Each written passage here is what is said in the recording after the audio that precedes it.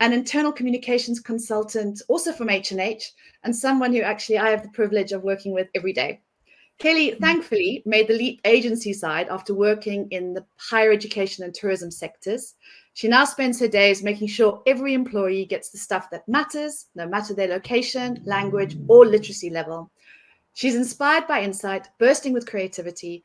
And today she's going to talk to us about our underlying motivators and if tapping into them could help us communicate more effectively with our audiences. Take it away, Kelly. Thank you, Jane. Okay, so I see time is of the essence.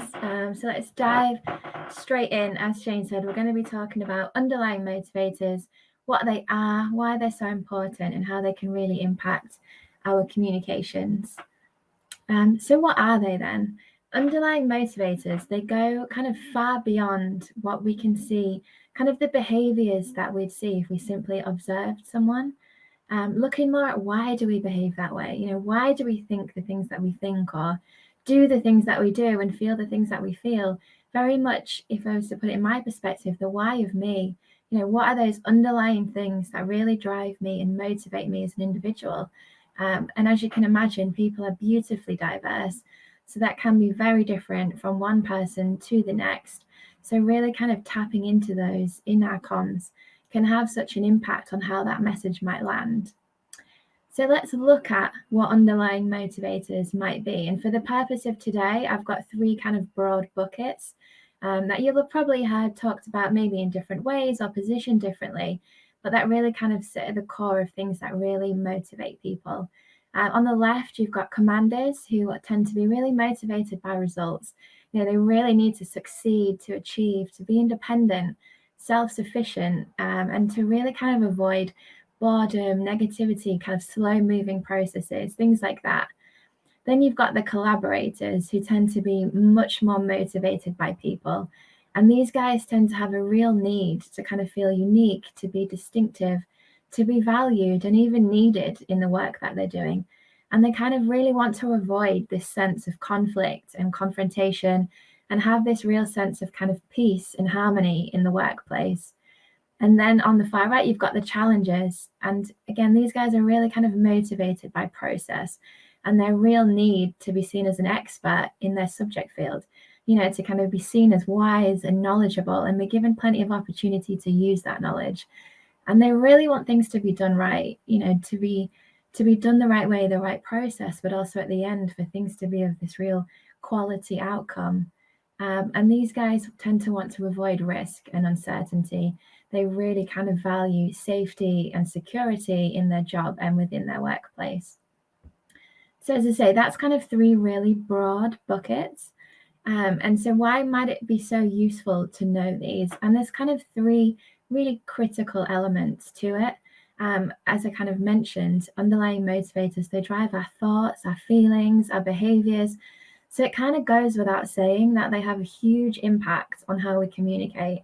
And from an individual level, if we can kind of tap into our underlying motivators and what drives us, can give you incredible self-awareness to be able to think, what are the things that I need satisfied within the workplace so that I can come to work every day and be my best self.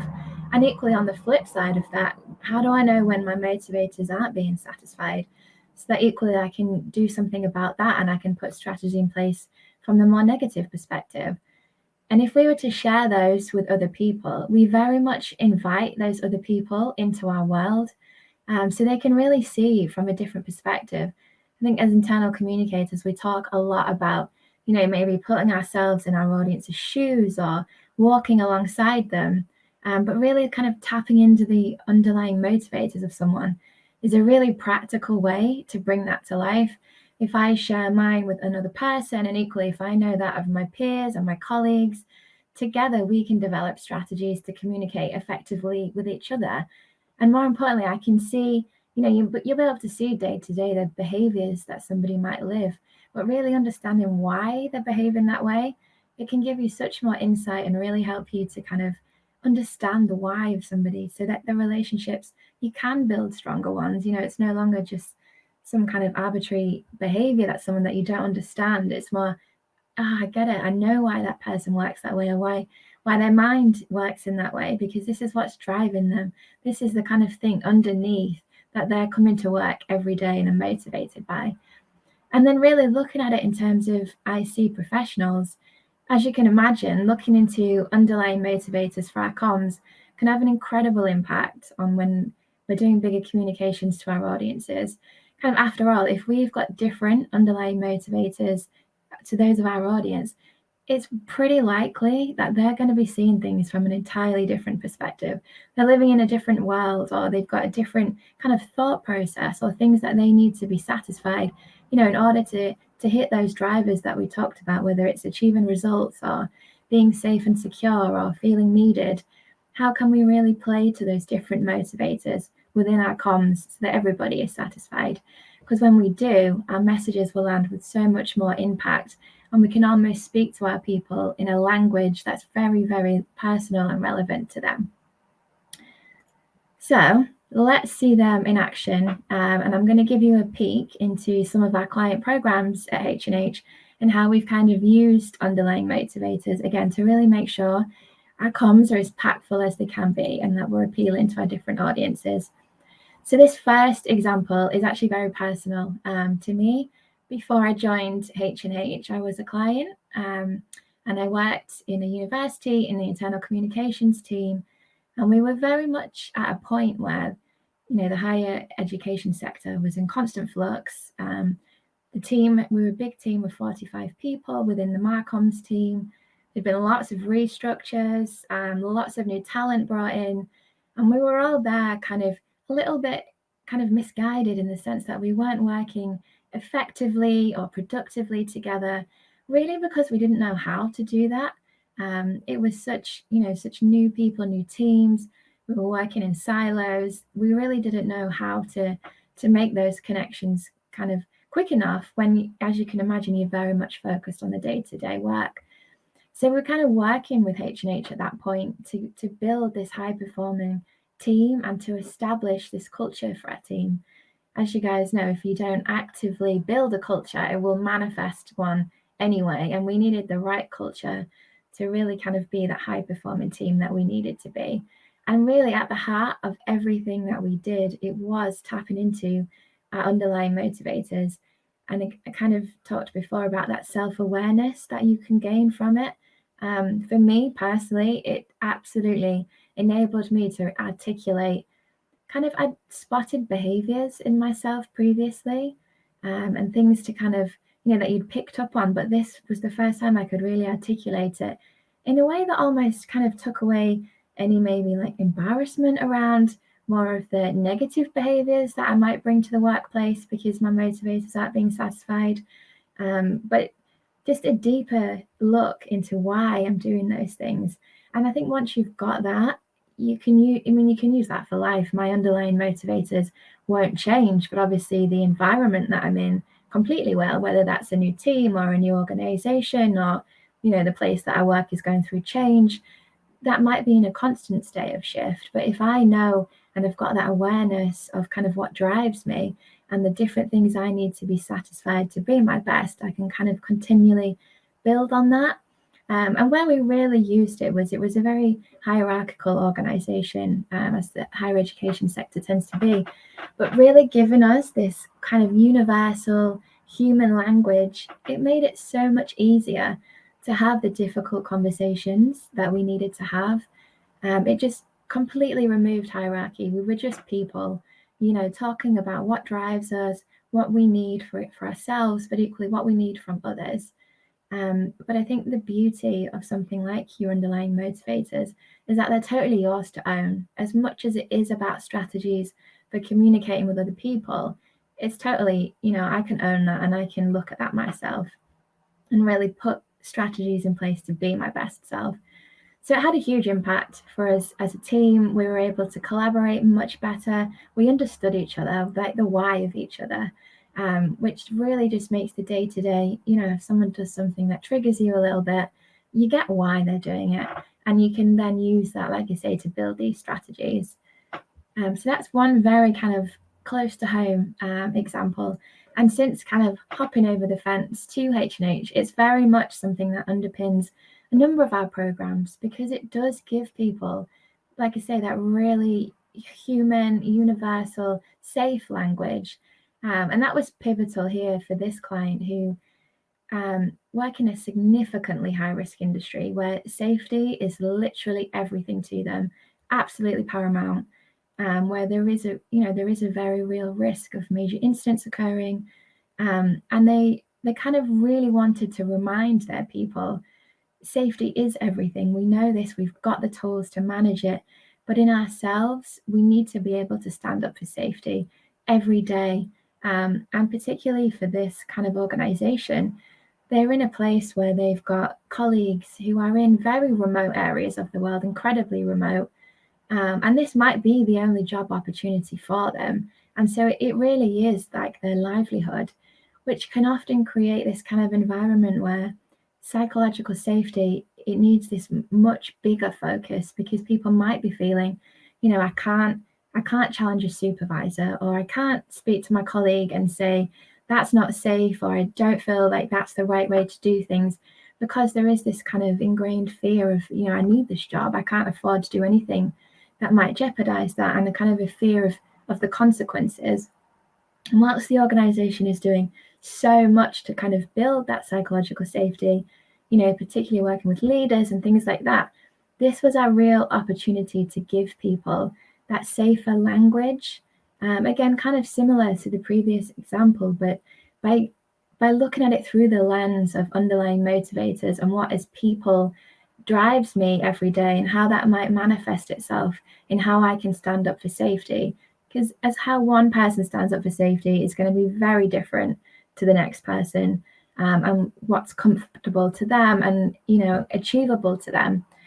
So we did give them a chance to find their underlying motivators through a short quiz. You can see it's super short and punchy because we are working with people here whose literacy levels aren't very high. They are super remote, many going down into mines and things like that. But by taking these, and you can see you've got seekers, connectors, motivators, and it was this much safer language, as these are our player types. These are the people that we are, and how can we then use this really safe and accessible language to talk about safety in a way that feels much less intimidating than if we were to just sit and have a regular conversation about why I might not be able to challenge my supervisor or that kind of thing. So again, really just giving people that safe and secure language. And again, injecting a bit of fun into it, which I think underlying motivators and kind of looking at it from that perspective can quite easily do, which is also shown in the next example. And a very different kind of approach here. We were supporting people through a change, and the particular change was they were moving to this gorgeous new purpose-built hybrid office, which sounds wonderful, but for this organization, they were family run, family owned. They had a huge kind of rich history and heritage at their previous home. So there were very strong emotional ties to it, particularly around, they might have had previous family members that had worked there for 50 years and such strong memories tied to this previous home. And so there were a lot of very, very diverse reactions amongst their audience. But what they were typically finding was that they were struggling to kind of pinpoint what their audience groups were, how people were feeling, and kind of what the extent of that was. Because as often happens, the people that shout the loudest were kind of the strongest opinions that were coming through. So to kind of like break that down, again, give people that safe language, but also to give the comms team and line managers insights into their people and how they could support them through change. We again brought in underlying motivators, and you can see some gorgeous characters on the screen there. We had a lot of fun with this one, but at the crux of it again was getting people to recognize what motivates you, what drives you, and therefore based on that, what do you need to satisfy those motivators, so that rather than resist the change, you're going to get on board with it, and the comms team can then totally tailor their comms to make sure they're giving you the things that you need throughout the materials that you receive.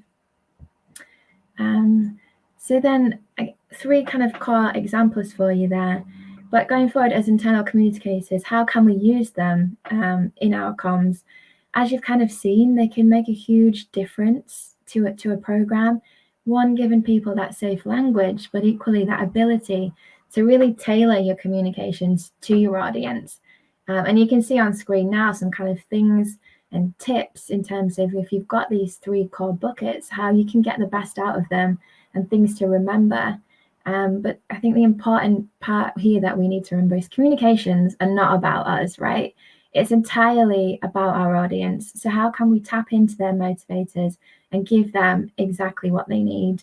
You might have a commander, for example, who is going through a big kind of change program, and these are the results-driven people who want to be self-reliant. So if you're not in your comms kind of giving them a chance to see what's really in it for them and how they can play a really big influential role, they might resist the change. Or equally, if you've got the challengers who they need that sense of security, they want to know exactly when things are happening, they want to know what support they'll get along the way. If you're not giving them those things at that time, they too might resist the change. So it is in the comms that you create. How can you make sure, one, if you've got an awareness of the audience, tapping into the different ones. If you're doing like a town hall or a global message from the CEO, whatever it might be, how can we make sure we tap into each of these so that we can get the best out of each of these core groups of people? Or equally, if you don't know the kind of motivators of your audience, why not find out? You've seen some of the real short, kind of often fun and interactive quizzes that we've done to find out the motivators of our people. Super simple to do. And again, you've got insights there for both the comms team, and you've got really powerful insights there that line managers can use kind of day to day. So that really you can make sure in any comms, it's not a one-size-fits-all approach. We're covering all bases. We're hitting everybody's motivators, and therefore we're far more likely for those messages to kind of resonate with those different audience groups. So I've given you kind of a whistle-stop tour of underlying motivators and the impact they can have. At H&H, we do have a field guide on communicating with impact, where you'll see those 3 buckets that I talked about: your commanders, your challengers, your collaborators, and giving you a bit more of things to watch out for if you don't know how to spot them. And like you said, those things to really pay attention to, the types of information these people need and why they need it. And also, come and talk to us about print. You'll have seen it pop up in some of the examples, but print is a profiling tool, with a difference. It's got 72 profiles, which actually makes it scarily accurate, but it enables you to dive much deeper into that why of somebody. So as we kind of talked about today, you can be your best self, you can put those strategies in place, and just as importantly, you can put strategies in place to communicate with other people. And that's me. I think I've nailed it in 20 minutes. Well done, Charles. You nailed it. Well done. That was brilliant. I tell you, the day that I started to learn about unconscious motivators, I felt like the world just opened up a huge window, both to self-awareness and also just understanding, as you say, navigating your way around people and actually really starting to appreciate the skills and the wonderful things that come around as a combination. Thank you so much for that. That was fantastic.